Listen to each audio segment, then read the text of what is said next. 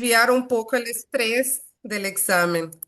Vamos lá. Olha só, hoje eu vou falar sobre a estrutura do texto, tá? Que a princípio, uma coisa que eu pensava que todo mundo sabia, mas eu me dei conta que não. Até porque vocês não estão acostumados a escrever cartas, por exemplo, né? Nem e-mail, só um e-mail bem básico ali. E hoje em dia, com tantas ferramentas assim que nos ajudam a escrever, como o ChatGPT, vai chegar lá na hora da prova, vai ter que escrever livremente, né? Então, vamos falar da estrutura do texto. Semana passada eu falei do que, referente à gramática, né? O que que não pode faltar nesse texto. E agora a gente vai Sei. ver como montar o texto, né? Que é bem importante, já é meio caminho andado ali para conseguir cumprir o tempo da prova, não? Então, opa, eu vou a, quero cerrar. Tá, então, eu vou abrir acá nuestro material, voy a poner un poquito más grande. Y bueno, también yo ahora estaba hablando con una alumna particular, ya estamos preparando para la etapa oral y ella me decía que porque en el examen oral hacen muchas preguntas regionales referentes a Argentina y ayer, ¿no? En todo el país pasó algo muy importante que fueron las manifestaciones universitarias. Tem um filme no. Peraí que eu vou me ajeitar aqui na cadeira. Tem um filme na Netflix que se chama assim, ó, La Noche de los Lápices. É um filme velho, A Noite dos Lápis, que conta a história bem parecida do que aconteceu ontem, que aconteceu lá nos anos 70. La Noche de los Lápices é o nome do filme, tá lá na Netflix. É bom olhar para vocês terem uma ideia do contexto, né? Do peso da universidade. Vocês veem que os caras defendem com unhas e dentes. O mais bonito de ver foi pessoas já formadas, senhores na manifestação, senhoras, pessoas que nem estudam ainda na UBA, estavam lá. Então eles defendem a universidade pública que o Milei quer privatizar, mas ele não vai conseguir. Ele não vai nem continuar no poder, esse cara vai sair. Pero bueno, vamos lá. Isso a gente já viu. Tá, então assim, ó, gente, vamos por el inicio. Examen escrito es escrito desde las preguntas de comprensión. Ya empieza ahí. Las frases de las respuestas de comprensión ya son el examen escrito porque van a escribir ahí. Las respuestas no son largas, no hay que disertar. Las respuestas son cortas, pero acá yo puse en amarillo, que ya hemos hablado, que tienen que mencionar el audio o el texto, ¿no? Cuidado con eso, porque eso demuestra comprensión. Entonces, mencionar el audio o el texto y yo puse acá frases que pueden aparecer. Como se ha mencionado en el audio, como se ha dicho en ese podcast, e se pode dizer que é dizer o mesmo com as palavras de vocês, orientados pelas perguntas. Isso aqui tudo eu falei a semana passada, mas só para retomar. Tem que usar as frases de opinião, vocês precisam se inserir ali naquela, naquela resposta, né? Por exemplo, aqui que tinha na prova passada, né? Que o áudio foi sobre envelhecimento. Aí eles perguntaram ali, comente, ó, comente. Tem que se inserir. O autor, no caso vocês. Comente al menos dos cambios sociales que ocurren en el proceso de envejecimiento. Como se ha mencionado en el audio, los dos cambios sociales principales son. E aí vai dizer o mesmo com as palavras de vocês. Se ela disser, eu digo a prova, né? Opine, ahí sí. Los dos cambios sociales que se han mencionados en el texto son X, Z, y yo pienso que son los dos cambios fundamentales para uma sociedade mais sana e mais justa. Não precisa desenvolver muito a opinião, porque não vai ter nem espaço ali para escrever. Mas é importante mencionar o texto de forma impessoal, nas 4 perguntinhas do áudio e nas 5 perguntinhas do texto. Isso aqui também, né? Que vocês vão se inserir. A gente viu tudo isso aqui de gramática. E aí eu coloquei aqui de vermelho a questão da posição dos pronomes, tá? Que a gente não falou muito na semana passada. Gente, isso aqui no português é muito aleatório. Em espanhol, não. Tem a regra. Na verdade, a regra é uma só. Desse que em português a gente tem próclise, mesóclise, ênclise, e precisa saber categorias de palavras para cumprir a regra. Em espanhol, não. A regra geral da posição do pronome diz assim, ó. Sempre que o verbo estiver conjugado, o pronome vai antes. Quando que o verbo não está conjugado, para o pronome ir depois e junto com o verbo? Quando o verbo está no infinitivo, o verbo não está conjugado. Então, o pronome vai depois e junto com o verbo, que é quando o verbo termina em ar, er ou ir. Aqui, ó, por exemplo, olha só, aqui tá aqui o verbo chamar, chamé, tá no pretérito, o verbo tá conjugado, por isso o pronome tá antes. Mas aqui, ó, voy a chamarte más tarde. Aqui temos um verbo no infinitivo terminado em ar. Só que é muito importante, o Patrick, que já é meu aluno, a Luísa também, eu encho o saco com isso.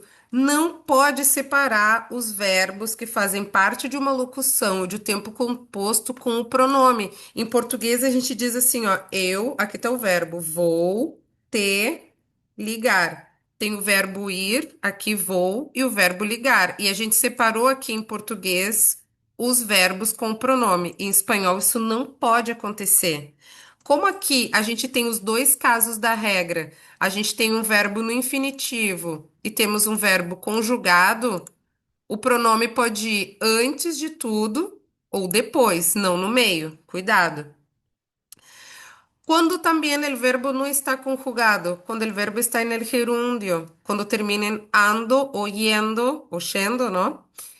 Que são os irregulares. Então, por exemplo, a mesma coisa aqui, ó, estuve chamando-te, porque tá no gerúndio, ou te estuve chamando, porque temos dois verbos que fazem parte de uma unidade, eles não podem ser separados pelo pronome. Eu não posso dizer estuve te chamando. Então, como é uma prova escrita, esse é um ponto, por isso eu coloquei de vermelho, que na revisão vocês podem ver se o pronome tá certo no lugar certo. Isso conta muito pontos, tá? O imperativo, que é o nível C1, realmente, sempre o pronome vai estar lá depois, como fíjate, decime, haceme, respondeme, contame, ajudame. Sempre esses imperativos aí, cuidado, porque aí o pronome vai no final. E onde é que entra isso na prova, no nosso assunto de hoje, lá na carta? Na conclusão, vocês vão entender aqui já já porque que eu chamo de conclusão, mas na conclusão da carta, a gente sempre usa o imperativo. Me responda, me diga se você concorda, me dê um posicionamento, sabe? Então, sempre lá no final da carta vai aparecer a necessidade do uso do imperativo. E aí que entra o imperativo e o pronome. Ou vocês vão precisar na carta, né, principalmente o respondeme, não? E aí tá o me responda. Mas vamos falar da estrutura agora. Olha só, gente. Para quem nunca ouviu, bem-vindos. Para quem já ouviu, como dizem os argentinos, música para os ouvidos. Quando a pessoa fica repetindo a mesma coisa várias vezes, os argentinos falam, fazem uma cara assim, dizem música para os ouvidos. Tipo assim, tá repetindo.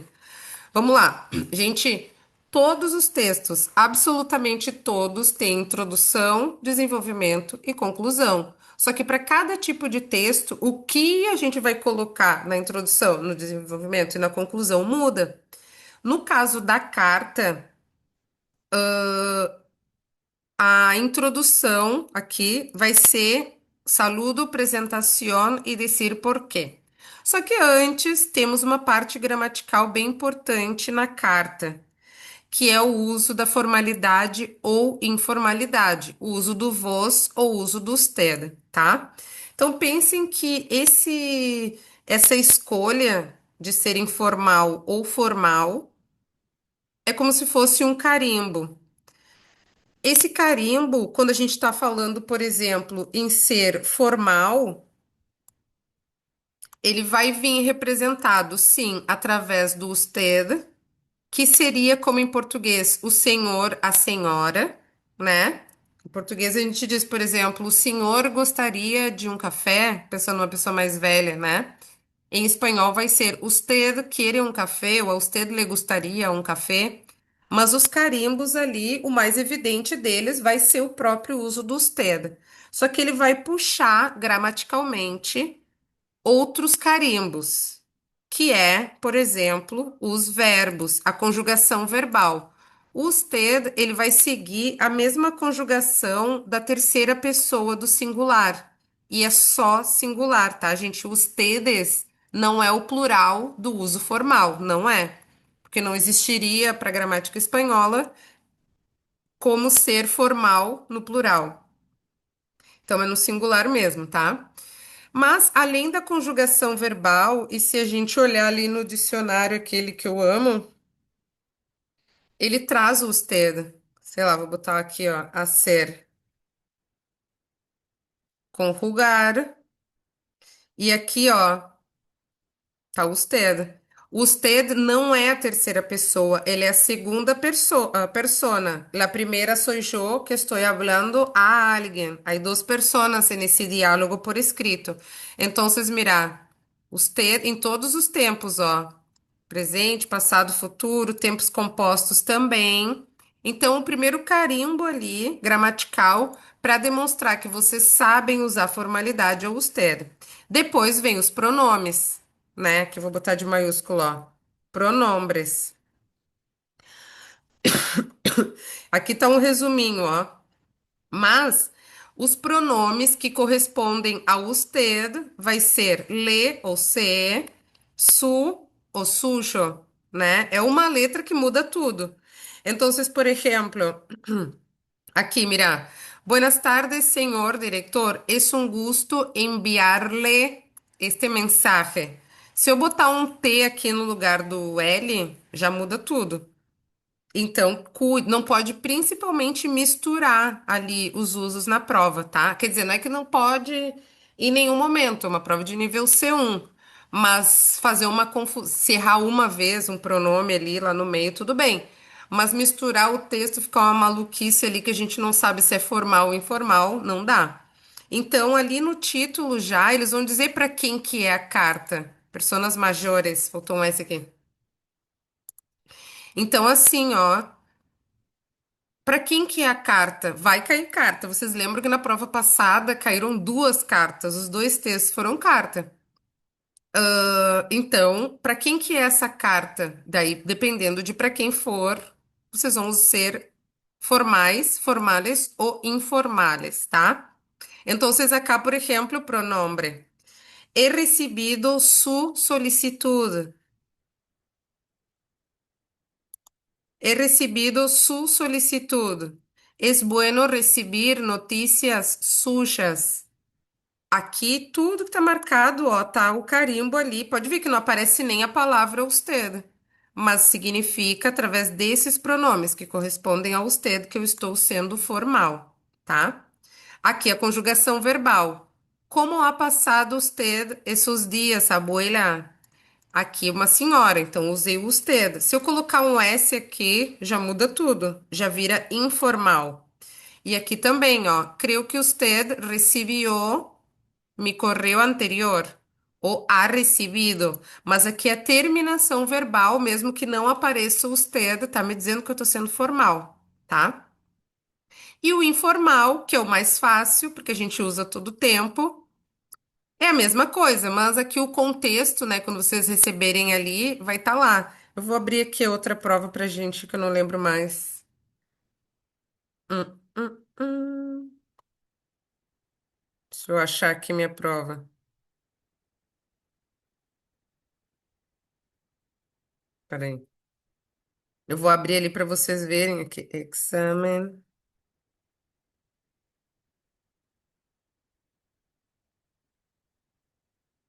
Ah, cadê? Peraí, eu vou abrir acá. Pero bueno, la prueba, eu vou explicar para vocês por que que pediram duas cartas, tá? Peraí. Vou abrir aqui a prova. Achei. Bueno, entonces, deixa eu só tirar aqui para não ficar tudo preto. Bueno, entonces, quando somos informales com amigos, companheiros de trabalho, algum familiar, vamos a poder usar el vos ou el tú, pensando en la conjugación verbal y los pronombres van a ser te, tú o tuyo. Aqui, como eu disse, ó, como has estado, amigo? Esse S aqui tá me dizendo que eu tô sendo informal. Ou aqui, creio que recebiste ou has recebido meu correio eletrônico. Aqui eu tô marcando através do verbo que eu estou sendo informal. Vamos abrir aqui a prova que eu quero ver, quero mostrar para vocês. Cadê minha prova? Aqui. Quais foram os textos? Daí, assim, gente, agora eu tô falando da carta, né? E pensando em carta ou e-mail, a gente vai ter de dois tipos. Ou uma carta pessoal, na qual os personagens da carta são pessoas conhecidas, por exemplo, amigos. Escrever uma carta para um amigo. Ou pode ser uma carta impessoal. Deixa eu achar aqui. Uma carta impessoal. O que que é uma carta impessoal? Para pedir informação de alguma coisa, para reclamar, para elogiar. Essa é uma carta impersonal. Olha aqui, ó. Uma carta de leitores. Essa é uma carta impessoal. Não é que eu tô contando, por exemplo, que eu me mudei, que eu vou me casar, que alguém morreu, ou que eu esteja convidando um amigo para alguma coisa. É uma carta para uma pessoa até desconhecida. Eu vou escrever aqui eu sei que é para o jornal, mas eu não sei que é o João de Deus que vai receber a carta, não é? Então, aqui, por exemplo, ó, usted es padre o madre de un estudiante. Después de leer la siguiente noticia, escribe una carta de lectores para publicar en el diario Página 12. Olha aqui, ó, com o objetivo de expressar sua opinião del tema. Aqui está a diferença. Uma coisa é contar uma história, outra coisa é dar uma opinião. Aqui tá pedindo para dar opinião. Precisa ter argumentos. Agora, quando eu explicar as partes da carta, vocês vão entender. Mas é uma carta impessoal, é uma carta de opinião, tá? Esse texto aqui, como eu disse para vocês, eu insisto bastante, né? Os textos são todos bem regionais, bem voltados para a Argentina. E é só vocês clicarem ali na fonte e pegar mais textos do tipo, para ver o que que cai. As páginas que eles mais usam é Página 12 e depois tem outra que é. Como é que é outra página? Peraí, que eu vou dizer para vocês. Aprender de Grandes. São as páginas que eles tiram os textos, ou de Página 12, ou de Infobae, ou de Aprender de Grandes. São páginas que trazem artigos de opinião.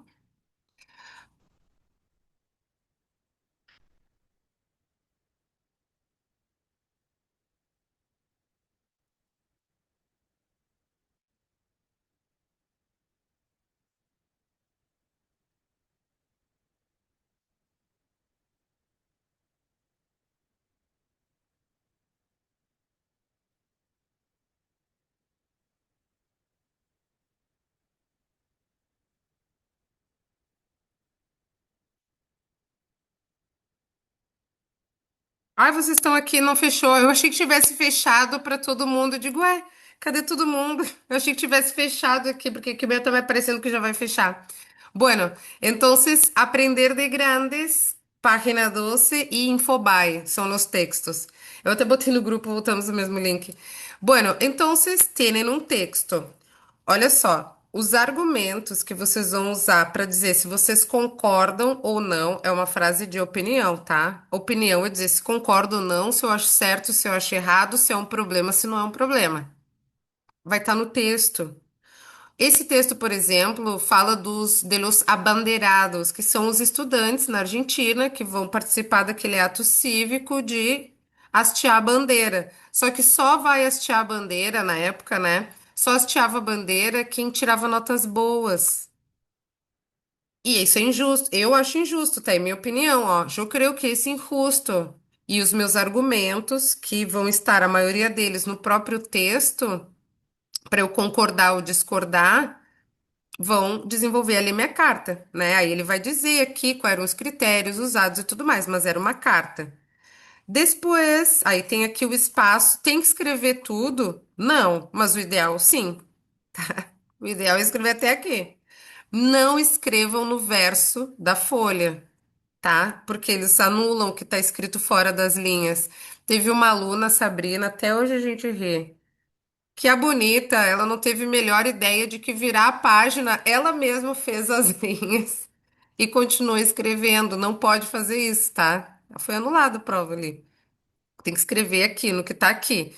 Se precisar, parece que dá para pedir mais folhas, isso sim. Mas você não vai escrever muito mais do que isso. Aqui vai dar um texto de 250 palavras, tá? Um texto mais... O primeiro texto ele é um pouco mais curto. Aqui o segundo, aqui é o artigo, ó, não foram duas cartas. Na outra que foi duas cartas, aqui diz. Artigo de opinião. Eles sempre vão dar um contexto, como eu disse, para vocês concordarem ou discordarem e a partir disso desenvolver opinião. Mas esse aqui, ó. Ustedes, estudiante universitário, escriban un artículo en una revista estudiantil para advertir a la comunidad educativa sobre la adicción que genera el uso de las redes. Tome la información de la infografía, 25 líneas, que são mais ou menos 300 palavras. E aqui tem toda a informação, ó. Por exemplo, acá dice que 3 de cada 10 usuários son adictos a las redes sociales, o sea, todo el mundo usa, pero hay una parte, una minoría que es adicta. No vive, adicta é viciada, tá? Adicción é vício. Então, uma pessoa adicta é uma pessoa viciada. E são pessoas jóvenes. Acá trae todos os dados, ¿no? La gente usa porque les gusta, para tener amigos. E por último, para informação, para enterar-se de lo que passa. Que seria, né? Para obter informação. E aí termina a prova. Mas vejam que, agora vocês vão entender. Um texto, porque se a gente pensar assim, a carta, né? A carta ou o e-mail. Ah, tá, vou falar, Patrick. Do su ou sujo. Mas olha só, se vocês pensarem na carta, a carta é um diálogo por escrito, né? O e-mail é um diálogo por escrito. O artigo é uma exposição. É diferente o comportamento, mas vamos lá. Vou abrir aqui para vocês entenderem melhor e eu explico o caso de su e sujo.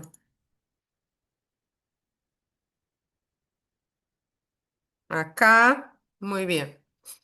Vamos falar do su e sujo antes, porque daí depois eu falo só da estrutura dos textos, tá? Qual é a diferença? Isso aqui é o caso de apócope dos possessivos, tá? Apócope é só um nome técnico para falar de redução de palavras, tá? Então, as palavras não apocopadas, sujo, e o plural também, né? Que a gente teria que. Não, vou começar por las apócopes, que é reduzido, tá? A gente vai reduzir os pronomes possessivos. Eu vou começar para a ordem aqui. Mi, ou seu plural, tu e o seu plural, o su e o seu plural, sempre que estiver antes de um substantivo singular. Ponto. Tem qualquer substantivo singular. Então, por exemplo, agora sim vai fechar, daqui a alguns minutinhos que apareceu o aviso. Ó, então, por exemplo, eu digo mi amiga, mi libro, mi opinión, tu edad o su ciudad ou sus respostas está antes do substantivo e a forma completa, que seria mio, ou feminino, ou plural, tuyo, ou feminino, ou plural, e também suyo, ou feminino, ou plural, depois del sustantivo o al final de todo. Entonces, por ejemplo, el libro es mío, não vou apocopar. O espero notícias tuyas. Não tem nada depois. Entonces, essa é a diferença del apócope. Isso se chama apócope, tá? Tem várias apócopes, tá? Tem apócope do gran e grande, mas esse aqui é a mais importante, que é mais gramatical. Bueno, entonces, quando aparezca a carta ou correio eletrônico, primeiro ponto, vou a ser formal ou vou a ser informal? Eu sugiro para vocês. Sim, sim, você pode usar no final do correio, sim. A questão é, mas aí tu não vai colocar su, né? Vai usar suja. Por exemplo, esse livro é mi, ou esse, ou acá, por exemplo, essa é uma ideia suja, que seria aqui usando usted, né? Ó, por exemplo, olha só, gente, essa é uma ideia suja que merece reconhecimento. Não tá no final. Só que depois do pronome possessivo aqui, seu, tem o que. Que é pronome, não é substantivo. Por isso, suja, não? Quer botar no português aqui. Bueno, entonces, mas aqui poderia, se fosse informal, poderia ser tuja, não? A questão é que não vai apocopar porque depois vem o que, e que não é substantivo, que é pronome. Bueno, então, primeiro ponto. Eu, se fosse vocês, inclusive, se for o caso de ser formal, no rascunho faz um quadradinho ali e escreve os pronomes, para na conferência ver se não escapou algum com T, né? Que o tujo, o T, né? Cuidado. Bom, então, o primeiro ponto ali é escolher se vai ser formal ou informal. Segundo ponto, uma carta ou um e-mail tem que ter perguntas. É obrigatório, tá? Tem que ter. Por quê? Porque a carta ou e-mail é um diálogo, só que por escrito. E quando a gente está conversando, a gente pergunta, é ou não é? Agora mesmo fiz uma pergunta. Então, assim, tem que ter pergunta, porque as perguntas também vão exigir que vocês usem verbos ou pronomes formais ou informais. Então, por exemplo, se a carta for uma carta pessoal, contando uma história pessoal, vocês têm que falar como se conhecessem a pessoa, tá? Eu vou escrever assim, como eu posso dizer? Escrever como. É que vocês são conhecidos dentro do contexto, né? Por escrever como se fueran conhecidos. Perguntas que demonstrem que vocês se conhecem. E eu vou repetir. Na carta pessoal, uma carta para um amigo, para um familiar. Por exemplo, aqui, teve uma prova lá anterior que era sobre a noite dos museus e tinha que escrever uma carta convidando um amigo para participar, né? Tinha em Buenos Aires, La Noche de los Museus, e agora em outubro. Que daí o ônibus fica gratuito, todas as entradas dos museus também são gratuitas, por isso La Noche de los Museus, e aí as pessoas vão pegando o ônibus e vão visitando os museus. Daí eu coloquei assim, ó, por exemplo, ¿recuerdas que te comenté que este fim de semana hay La Noche de los Museus? ¿Crees que poderias visitar-me em minha nova casa, supondo que nessa carta está contando que se mudou, né? Professor, usted pode aceitar que eu haga o exame em outro momento? Pensando que é uma carta para um professor para pedir para fazer a prova em outra data. Então tem que ter pergunta, porque um diálogo tem perguntas, tá? Ponto número dois. Agora vamos dividir essa carta aí por partes. Como eu disse para vocês, né? Todo texto tem introdução, desenvolvimento e conclusão. No caso da carta, a introdução vocês vão ter que colocar saludo, presentar-se e dizer por que estás escrevendo. Por exemplo, em la carta aquella que era para que seria uma madre hablando de los abanderados. Hola, buenas tardes, estimados redactores del diario. Yo soy una madre y lectora de su columna y escribo porque estoy indignada con esa regla de los abanderados. O oi, tudo bem? O saludo. Quem é que está escrevendo e por que que está escrevendo. Então, se fosse formal aqui, eu coloquei um modelo curto, só para vocês terem uma ideia, né? O ideal é que na carta ele desenvolva um pouco mais. Mas, por exemplo, buenas tardes, estimado professor. Es un gusto saludarle. Espero que esse mensaje le encuentre bien. Isso seria um saludo.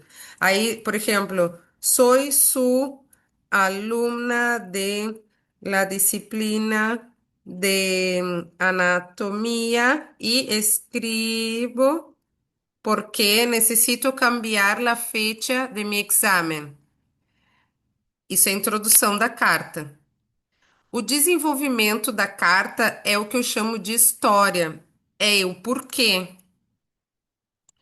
Por exemplo, eu ali por exemplo, na carta ali da questão dos abandeirados, é, se eu disse ali, eu tô escrevendo porque eu tô indignada com essa regra, e depois eu começo a elogiar no desenvolvimento, não faz nenhum sentido. Então, cuidado, porque o desenvolvimento, né, os desenvolvimentos, eles vão ser, eles têm que ser filhos ali, o desenvolvimento vai derivar do porquê.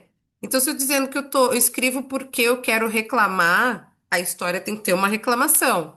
Eu escrevo porque eu quero agradecer, a história tem que ter o porquê do agradecimento. É porque eu fiquei muito feliz de receber esse prêmio, para mim é muito importante, né? Esse ponto que é um e-mail agradecendo uma premiação. Entonces, saludos informales. Vocês vejam que aqui, ó, no formal, eu comecei com. Não escrevam buenas noches, né? Ou buenos dias ou buenas tardes. Mas aqui, já no da amiga, ó, eu comecei. Hola, amiga, como estás? Que haces? Que bueno receber notícias tuas. Que bom receber notícias tuas, né? E aqui eu vou repetir, ó, na carta pessoal, tem que falar como se conhecesse a pessoa. Ai, amiga, que saudades de ti, e da tua família. Ai, amiga, que extraño mucho a ti e a tua família, não? E aí, o desenvolvimento vai ter mais ou menos 8 frases ali na introdução, de 3 a 4 frases. O desenvolvimento, pelo menos 8 frases, tá? Que é a história. Ou uma história, que é uma carta personal ou algo para expressar opinião. E aqui entra o uso dos verbos de cambio. Porque assim, o que são os verbos de cambio? São estes verbos acá, onde estão? Aqui. Verbos de cambio são verbos que te dão a ideia de uma mudança, de um cambio, de um processo. E quando estamos contando uma história, acá isso cabe muito. E também os verbos de cambio são de nível C1 porque necessitam os pronombres, complementos indiretos. Por quê? Vou falar bem rápido aqui dos verbos de cambio, porque pelo menos lá no curso a gente detalha bastante, mas olha só. O verbo poner significa colocar. Só que se a gente colocar um pronome nele aqui, significa ficar, uma mudança de estado. Então, por exemplo, Rosário se puso na cidade peligrosa. O que que mudou? Antes não era perigoso, agora é. Ou, por exemplo, me pone nerviosa el uso de los pronombres. Eu fico nervosa com o uso dos pronomes. É um estado de ánimo, ¿no? Eu não estava nerviosa hasta chegar a los pronombres.